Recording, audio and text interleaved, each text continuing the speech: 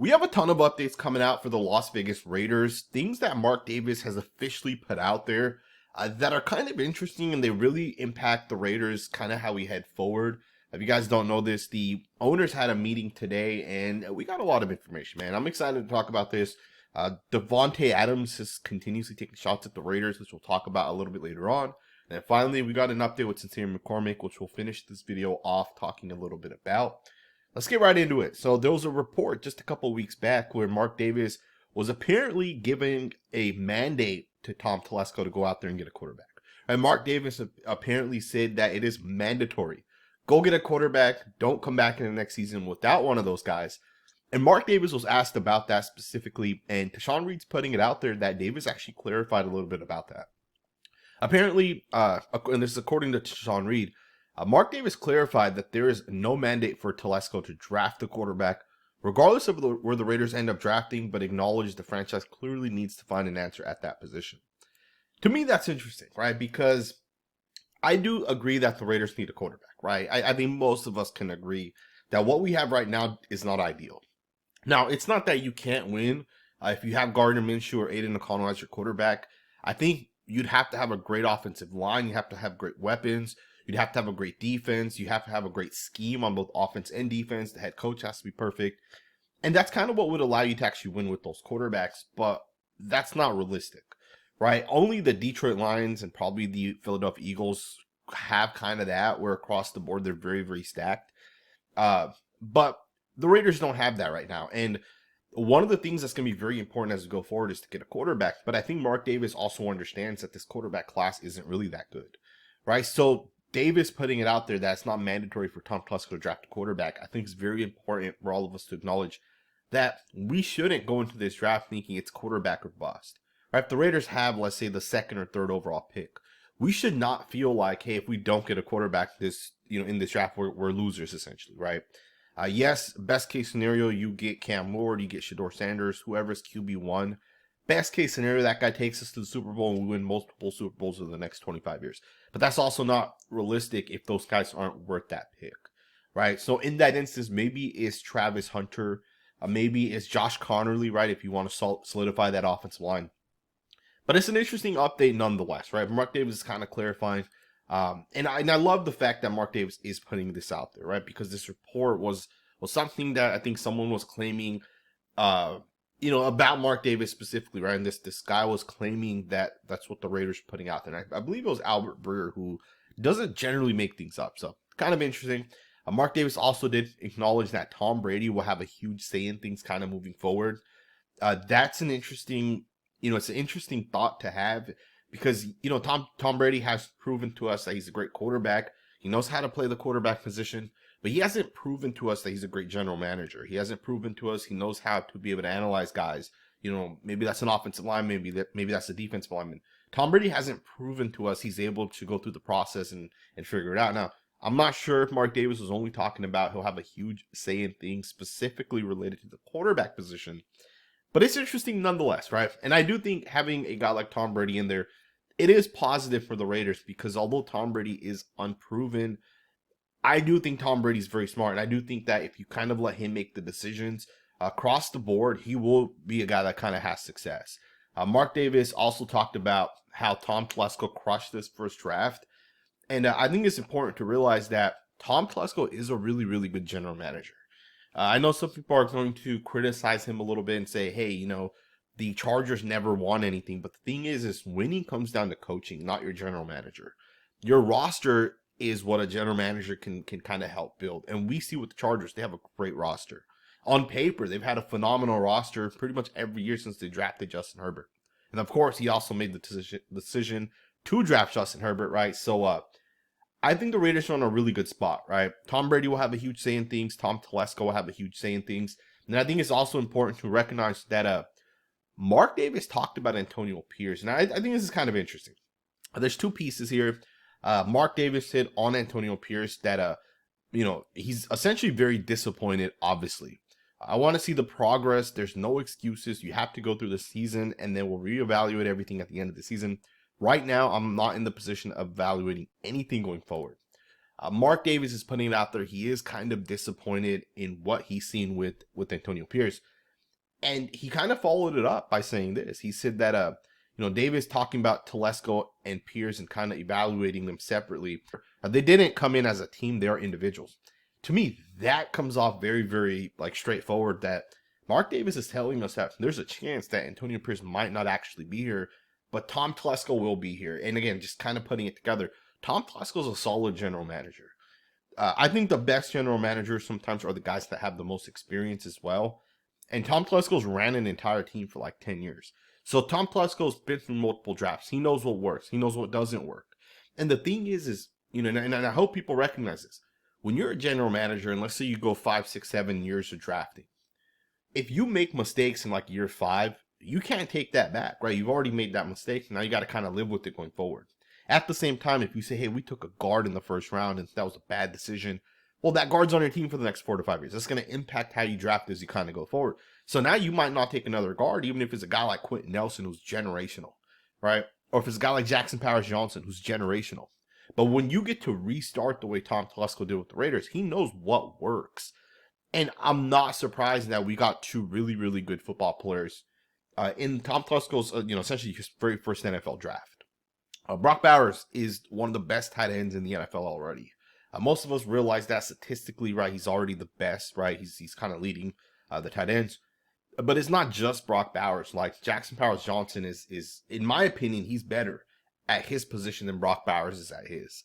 And maybe he's not, but that's how great Jackson Powers-Johnson is as well. All right, I think sometimes people might overlook it because it is an offensive lineman, and a lot of the times what happens is, we watch these games live, and a lot of the time what the broadcast guys are saying kind of influence how we think of guys, right? So if a cornerback or a safety gets beat and then the broadcast guy like points that one play out, you might not realize that, well, on every other play, this guy's dominating. And with Jackson Powers-Johnson, the guy dominates, like physically dominates. And I watch a lot of tape in the NFL. There's probably only one other guy that does what Jackson Powers-Johnson does. And that's Quentin Nelson, right? The dominance, the way these guys toss people and crush people. There's only one other guy outside of Jackson Powers-Johnson that does that in the NFL right now. And that's Quentin Nelson. So that's how great of a football player Jackson Powers-Johnson is. But just think about it.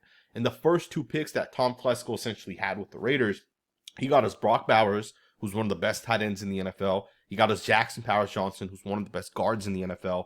I'm sorry, one of the best centers, I guess, at this point. And I love the fact that Mark Davis is making it known that these 2 guys are individuals, right? Because the Raiders haven't really had a lot of individuals over the last 5 years, right? We had Josh McDaniels, who was directly tied to Dave Ziegler. And even before that, I know technically John Gruden came in 1 year before Mike Mayock was essentially hired. But those guys were kind of together as well, if you think about it, right? Because John Gruden made most of the decisions, and Mike Mayock did not. Mike Mayock kind of, from our understanding, he kind of sat back, and John Gruden kind of had the ultimate power over everything.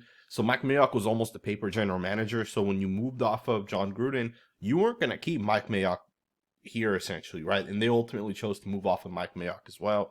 A couple months after John Gruden ultimately left the Raiders. And then you hired the pairing of Dave Ziegler and Josh McDaniels, right? So since like 2017, 2018, the Raiders have basically had a general manager, head coach kind of tied with one another. And that's not the case going forward. And where the Raiders are right now, this is how it should be. Your general manager should always be, he should always be different than the actual head coach, right? Your head coach should coach, 2 years, 3 years max. If he's not good, you fire him. General manager gets 10 years. Right, because general manager, that's a long-term strategy, and generally speaking, if a general manager is not good, right? Like Dave Ziegler was not a good general manager, right? Dave Ziegler took Tyree Wilson over Jalen Carter. Right away a guy's not a good general manager when you make that type of decision. But it is interesting nonetheless. Mark Davis has put it out there that he is kind of disappointed in Antonio Pierce and that he will wait until the end of the season. And those are some of the updates that have been kind of coming out. We don't hear from Mark Davis all that often, but Mark Davis is the guy that's going to really set the direction of the Raiders, right? The future, how things are, how this team's going to kind of build out. That's going to all come down to Mark Davis, right? Let's switch focus, right? Let's switch focus. Let's talk a little bit about Davante Adams, because Davante Adams, once again, is kind of taking shots at the Raiders, and it's really unnecessary at this point. But I want to talk about it anyways, because this was one of the stories that was kind of trending on Twitter. And I always just love to talk Raiders, right? So whatever story we can kind of get out there, negative, positive, I want to talk about it. I've stated this before and I'll state it again. I've never had anything towards Davante Adams, even as he left the Raiders. I've always said that I feel for Davante Adams, right? I understand his situation. And it makes sense as to why it understands why Davante Adams wanted to ultimately move forward, right? I get it. The Raiders struggled with the quarterback position. He made a decision, 3 years back where he decided he wanted to move off the Packers. At that same time, when that decision happened, maybe he didn't think it thoroughly that, hey, the Raiders might not have consistency at the quarterback position. The Raiders are kind of at the point where the fans want to get rid of Derek Carr. At the same time, the owner might finally decide to get rid of him. And maybe he just didn't think it through, but for the, 2 years that he was essentially here, maybe he felt that, hey, I kind of made a mistake coming over here, right? They got rid of Derek Carr after my first year. They got Jimmy G my second year, third year. I don't want to do this anymore, right? So I felt for Davante Adams, and I was okay with it. This guy's going on to these shows, and it's the same show, right? He goes on the Up and Adams show, and he basically takes shots at the Raiders. I want you guys to listen to this, and we'll talk about it on the other side. Well, not this year. That's for sure. I mean, every year is a new year. It takes, it just takes a new year, a new chance to kind of turn things around. So I'm not saying that this organization is just cursed forever, but it's, it's obviously we've had a bunch of wins. I'm sure if you were tracking the Jets, you've been looking and seeing, the Jets got they got to have this one, and then just finding a way to lose. So it's really frustrating, but I definitely came in. It was the right thing to do. It made sense. Nobody can look at this move and say that it made more sense for me to stay in Vegas in the situation I was in there. If they do, then they're just hating and just talking like how they do. But at the end of the day, just if you look at the numbers, I mean, it's just like you going to war and somebody saying you got a knife and everybody else got rifles, and then somebody finds a rifle and they hand you a rifle and you say, all right, great. So you start going and you go to shoot the rifle and it jams up. That's like saying, oh, damn, I should have just kept my knife. Like, no, you did the right thing by grabbing the rifle. That thing just didn't work the way you intended it to. And sometimes that happens, and you gotta live with that, and go from there. And that's kind of where I am. So I have no idea what the hell Davante Adams is really saying there. Truth be told, he's kind of all over the place. Now, before we go forward, I want to just take a second to give a big shout out to the sponsor of this channel, because this content would not be possible without Underdog. If you guys have never utilized Underdog before, trust me, man, you guys are missing out. I don't do traditional fantasy sports that often. I did do one league this year, but generally speaking, I'm not really doing it anymore. And that's mostly because of Underdog. Underdog has this game that I really, really enjoy. It's called Pick'em. Essentially, you're going to go out there and just make picks that you think are going to be right. They'll have pretty much every pick you can think of for every player, and they have multiple categories as well. So an example would be, I think Aiden O'Connell is going to throw for 125 yards. And you're essentially just going to pick higher on that, right? I think he'll have more than 125 yards. You might say, hey, Dak Prescott's going to have at least 2 touchdowns, and pick higher on that. You might say Caleb Williams is going to have a rushing touchdown. And some of those stats also give you multipliers, right? So usually for quarterbacks rushing and in, right? That's something most quarterbacks aren't doing every single week. You'll get like a 4x multiplier on that. So depending on the multiplier, depending on how many picks, you can turn $5 into $400, $1,000, right? Whatever it ends up being. Obviously, it depends on the multiplier, but Underdog to me is one of those places that I pretty much do every single week at this point. Very fun. It makes like watching the Jets and the Dolphins without Tua makes them interesting, right? So check out Underdog. If you guys have never used them before, it is the best place. Trust me when I say that. Go to underdogfantasy.com, use my promo code that you guys see on the screen, or use the app. I recommend the app. So let's get right back into the content. So I have no idea what the hell Davante Adams is really saying there. Truth be told, he's kind of all over the place. To me, it does come off, though, that he's basically saying that, he made the right decision ultimately, and the Raiders never really had a quarterback, right? And that's kind of what it comes off to me, that he's trying to put it out there. He's once again saying, and keep in mind, the question had nothing to do with the Raiders, had nothing to do with it was really talking about the Jets and kind of how he felt about going to the Jets. And he once again brings up the Raiders, and he talks about how it was the right decision and he has to sell himself. The thing with Davante Adams I think he has to recognize is we don't care, right? Raider fans do not care at this point about Davante Adams. And most of us, we've moved off of Davante Adams for days, right? Like, it does not impact us. But for Davante to continuously take shots, Davante Adams grew up as a Raiders fan, right? At least that's what he's kind of put out there. I think he's put out a picture or two that he's a Raiders fan, at least from a young age he was. We don't care that Davante Adams left. Most of us don't, I would say, right? But the fact that this guy continuously talks about the Raiders and has to continuously put it out there that he made the right decision, the Raiders were, the worst team or whatever, it just does not make sense to me why this guy does not move on, move on with his life, essentially. Davante Adams is at the point in his career where he's not that good of a wide receiver anymore. And I think he kind of recognizes that as well, right? Like, it's pretty clear if you guys put the tape on, this guy struggles, right? He has struggles with drops. He struggles with separating. And this happens with guys that are route runners, right? You take a step back a little bit. The separation is not as great. You also get older in your career, so your recovery is not as fast. So, things just get harder as you kind of get a little bit older. And I feel like Davante is living like 3-4 years in the past. He thought, him coming to the Jets would ultimately help the Jets get over the top. And that did not happen. The Jets still, I think they've won one game in the last 6 weeks, right? To me, the Jets are not going to get it together this year. They're not going to fix anything this year. So for Davante, you don't need to continuously talk about it. You don't need to continuously bring it up that you made the right decision. We understand for yourself you feel like that, but move on, right? It's really not that big of a deal. So I just wanted to kind of put that out there. I just wanted to bring that to you guys that Davante is, continuously making these comments and these statements. With that, we're going to wrap this video up with some positive news, some phenomenal news if you guys ask me. And that is that running back Sincere McCormick has officially earned the Las Vegas Raiders starting position as the Raiders running back, of course. So Antonio Pierce was asked a little bit about it. Alexander Mattison is returning this week. And he was asked if Sincere McCormick is still the running back one. And Antonio Pierce made it pretty clear. He said he basically is, right? He said, yup, he's 100% deserved it. Last week, he was running his tail off. So keep running it. Keep pushing those numbers up. See if we can get him to 100. To me, I love the fact that, Antonio Pierce does not, and this is one of the things I've noted with Antonio Pierce a lot this season. We've seen guys like DJ Glaze come in for Thayer Munford early on. And DJ Glaze looked pretty good. And instead of going back to Thayer Munford, they let Glaze stick with it, right? Because Glaze stayed healthy. He was able to take over that job. At the same time, when Andre James got hurt, Jackson Paris-Johnson came in. And Paris-Johnson looked good. And instead of going back to Andre James when he got healthy, they let Paris-Johnson keep that job. And now it looks like, Sincere McCormick has been healthy. He's been able to take that job from Alexander Mattison. They're going to continue to roll forward with this guy. And I love this. Absolutely love this. Because Sincere McCormick is actually a pretty good running back.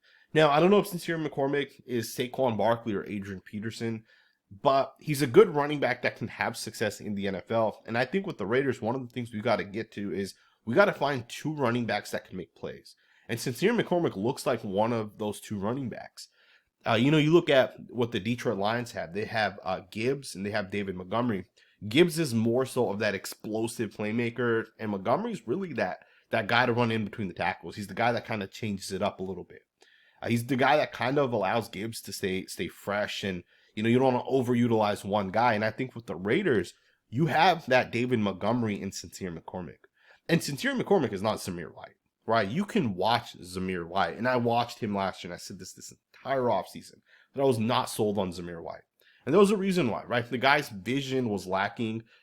He really, most of his big production came off of honestly, it was 8 carries, right? For the time frame. And you remove those 8 carries, he averaged 3 yards per attempt. With Sincere McCormick, that's not the case. The guy's very, very consistent, and he's running the ball. He's having success. And I love the fact that the Raiders are going to stick with Sincere McCormick because he deserves it 100%. He's a guy that, got hurt. He's been on the practice squad. He's fought his way to stay with the team. He's climbed up the depth chart. And when he got that opportunity, he took advantage of it. He 100% deserves everything that's coming to him. And I'm glad that Antonio Pierce is at least consistent in that strategy. AP might not be our head coach next year. AP might be gone next year, but at least he's letting guys that earned it, that were able to stay healthy, and just let these guys continue to show what they have. And we're going to find out a lot about the Raiders when we kind of end this season. All right, we found out about our center position. We found out about our running position. Michael Mayer looked really, really, really good this past week. He got the targets and he delivered. And that was another thing I wanted to see, right? Is Michael Mayer actually any good? And he proved that he could be good if he gets those targets. So as we finish the rest of the season, we're going to find out, what about guys like Trey Taylor? What about guys like Amari Gainer, who's made a couple of plays over the past couple of weeks? I'm sorry, Amari Burney, who had a sack this past week, right? Guy that's made a couple of plays. So we're going to find out a lot, man. I hope you guys enjoyed this video. Let me know what you guys think in the comments below. Thumbs up, subscribe, and I'll see you guys next time with another video.